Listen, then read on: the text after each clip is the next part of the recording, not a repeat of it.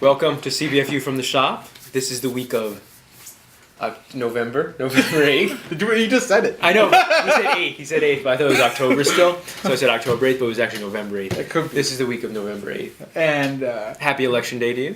But more importantly, happy Bendis moving to DC Day. Yeah, that's a big news. Happy for everybody except Isaac. I love Bendis, but it feels a little weird. It feels like I'm happy for him, but I'm also, it's like he's moving to a new town. I'm happy for him, but I know I'm scared for him too. So I don't know. We'll see. It's a lot of conflicting feelings. I'm actually pretty excited, I guess, right? Like, I think we're all excited. No. I'm interested to see what he does. We were talking before and realized, I guess he's only done that one little short for DC, years and years ago. Yeah, no, it's been 17 years. He's been there 17 years. That's a long time. That's a nice, respectable run. So, I'm excited to see him handle some of these new characters. Some new characters. Yeah, no. Like, characters he's never worked before, so I'm hyped. Yeah, me too. I'm looking forward to it. I'm a little sad for Jessica Jones and the Defenders. I'm a little sad for those characters. But maybe somebody will do them justice. No. They won't. That's it. Just scare everybody. I doubt it. Cancel the books. It's done. Cancel the books. Cancel Marvel Comics. Yeah. We're a wrap. All right. But we got some books. Yes. None written by Bendis. No. So, here we go. We got, who is this? This is Top Cow? Yes. Okay. Top Cow. So this is a book on Top Cow, a new comic this week. Written by Zach Kaplan and art by Andrea Muddy, like a dog. It's called Port of Earth, and the book deals with aliens arriving on Earth. And actually, the concept is pretty cool. It's not, it wasn't about whether it's peaceful or aggressive. Mm-hmm. It was they arrived with a business proposition, and I thought that was a pretty cool concept, different. Yeah. And actually, the tone of it, of the art at least, because the story is different enough, reminded me a lot of Arrival, the Amy Adams movie. But just like that darkness, I guess, like that, kind of grayish tone. So that part was pretty cool. But the art, I like the art a lot actually. But I thought, I am disturbed. I lost my train of thought. I'm like an actor. Yeah, no. You can't just, you can't disturb me. I'm gonna lose. Don't worry. Sam won't fix this in the end. It doesn't matter. I don't care about any of you. Yeah, no, I do. No. I love all of you. Yes. Better. But anyway, so the aliens. Just a quick summary. They kind of teach the Earth how to use water as a power source, and in return, Earth lets them use the oceans as like a refueling station, because apparently that's the fuel they use is water. And from there, obviously it goes into interactions between aliens. Eventually, aliens cause problems. It has a lot of undertones in there, immigration and them coming. It's a lot of those. Get off my lawn! And a lot of it I think starts to get kind of Trumpy in a way. A lot of those messages. But still subtle enough. Like some other books, like Green Arrow, aren't that subtle about it. So this is pretty cool. I actually liked it. I liked it. I liked it too. I thought it was a cool concept. I could see it very easily being picked up for a sci-fi station. Yes, TV right? series. It has that. I mean, they have the pitch in the first 2 or 3 pages, and that sells it.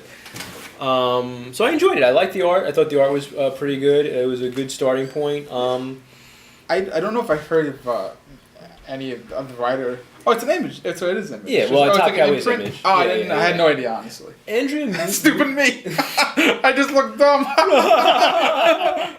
Yes. Andrea Moody, that name sounds familiar, but I'm not sure where I heard it before. But it does sound familiar. Okay. The writer, though, I haven't heard. This might be his first book, for all I know. Very good. But I enjoyed it. I think it has a nice hook. The only thing I'm a little I'm a little worried for it, is that it might be a little too, generic.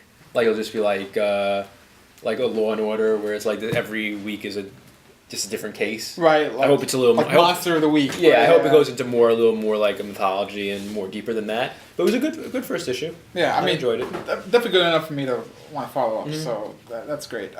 This issue, I'd give it a good 7 out of 10 Lugos, only because good, but a little slow at parts, especially at the end. They introduce these characters they introduce I guess the two main characters, Yeah. I would assume. I like the beginning, the setup, more than the introduction of those two Exactly, characters. because I'm like, okay, well, it's kind of too late for me to be invested, but Yeah. I'll take it. I'm not interested in you two. I would rather go back to the everything else. Yeah. But yeah, no, not bad.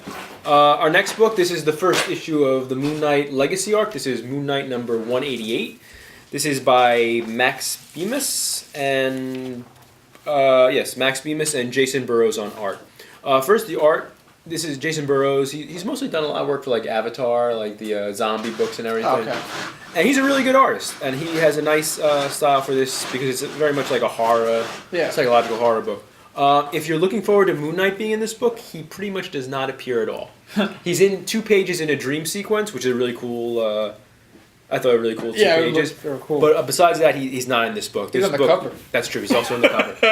But this book almost completely, completely focuses on the origin of his new villain, who's basically taking on the identity of Ra, the Egyptian god of the sun. Which is awesome. Yeah, no. And it was cool, and I enjoyed it, and the art was good. I don't think I enjoyed it as much as the Jeff Lemire run. Because I really, really enjoyed the Jeff Lemire run on Moon Knight. And this, I'm not as excited for this run as I was for that run. But it's a good issue, and the art, as I said, is really, really strong. What I do like about it is that it acts as a pretty good jumping on point, I think. Yeah. You know, like she makes a lot of allusions to Spectre and everything, so it's fine, you know. So you don't really need. It's a good jumping on point. You don't need to know necessarily anything about Moon Knight because it focuses on.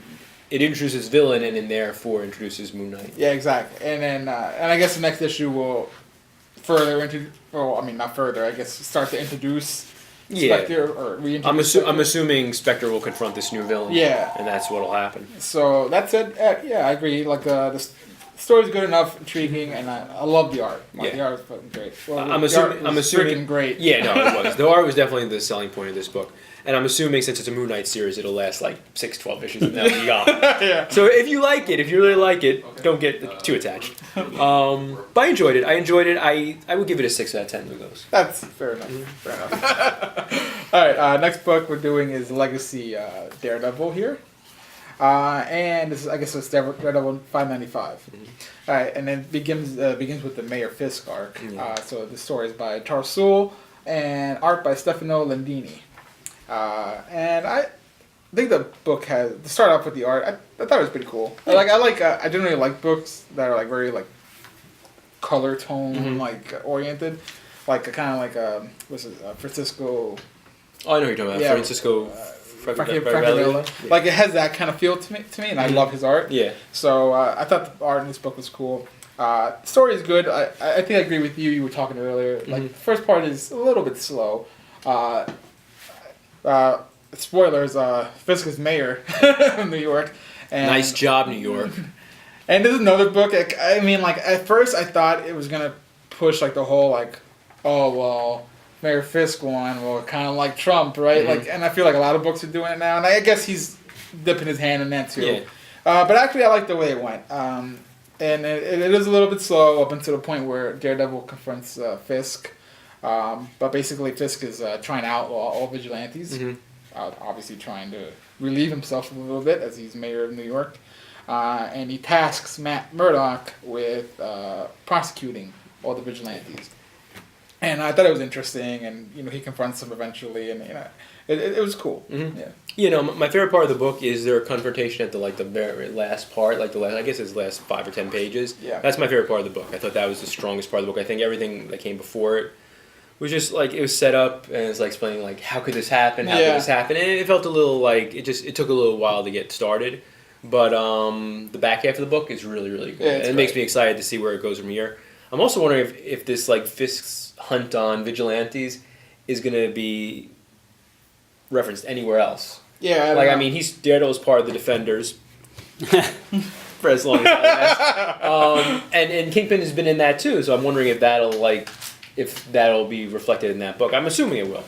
And will these other vigilantes, like Spider-Man and Punisher, appear in this series, like at least in this arc? I kind of hope so. Yeah. That'd be pretty cool. Should be interesting. So, but yeah, I liked it. I'd probably give it another 7 out of 10. I think it's fair. Yeah.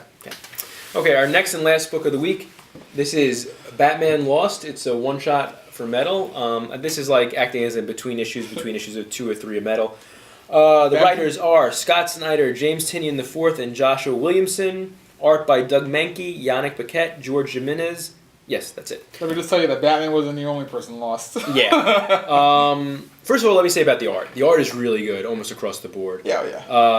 Especially Doug Mankey. I think he's my favorite artist in the book. He does some really, really good, good pages in this, and some like creepy little girl horror movie stuff. And I really enjoyed that. Let me say that to start with. Going forward, this feels like... Deep breath. Here's the thing. Grant Morrison's Batman run was not good. No. People who think it was good are wrong. It was not good. And this Batman and Robin is good. Yes. Yes. Damian Wayne, it was a good addition, and Grant Morrison did that. But largely, Grant Morrison's run of Batman was not good. No. And everything he did with time travel and Batman being back in time, it was just bad. And this goes into that a lot. Well, just so you know, whenever Grant Morrison starts to time travel, you're not gonna have a great time. Yeah, no. For the most part.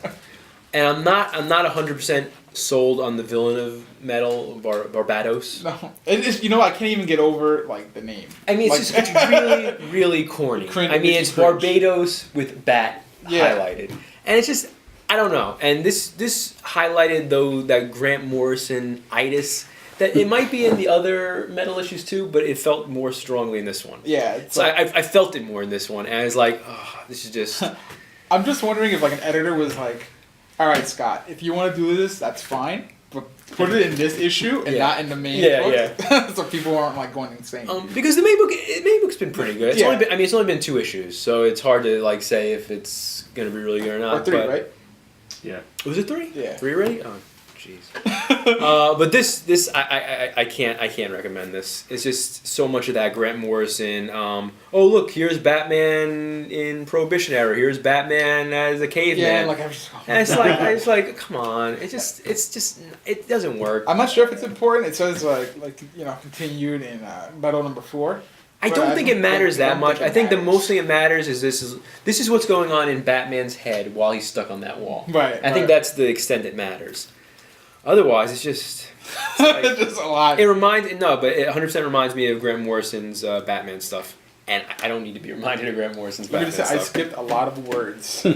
Yeah, no, I didn't. I read all the words. No, I read all the words, but it was... But the coolest parts are old Bruce Wayne. I'm not really spoiling anyway. There's scenes with old Bruce Wayne and his granddaughter. Yeah. And those are the coolest parts of the book. Yeah. Those are the parts that really interest me. And if it was more like that and less of the... Batman in this time and Batman in that time, I think it would have been a better book, but it's not enough of that, I don't think. I like, if you do read it, just pay attention to the beginning of the book, where, like, she's going up to the bookshelf, because they throw some pretty cool stuff in there. Right? Yeah, no, that's really cool. And, I mean, there were a lot of writers in this issue, so I'm sure, like, each writer did a different time period and everything. Yeah. But the only parts that are really, really interesting are the Batman... The future Batman and his granddaughter thing. Otherwise, it's just I don't know. I would give it 5 out of 10 Lugos just because the art is really good. Yeah, it's not horrible. Yeah, no, it's not terrible. And the art is really good. And if you're just interested in the art, especially Doug Mankey's art, and Yannick Paquette's pretty good too. I would definitely get it for the art, but be prepared for some Grant Morrison style story. That's it. That's it from us from this week from the shop. I don't have any books, that's for sure. Yeah, we finished our 4 books. There are other books coming out, and we hope you enjoy them and go get them. And we'll see you next week. Bye-bye. Bye-bye.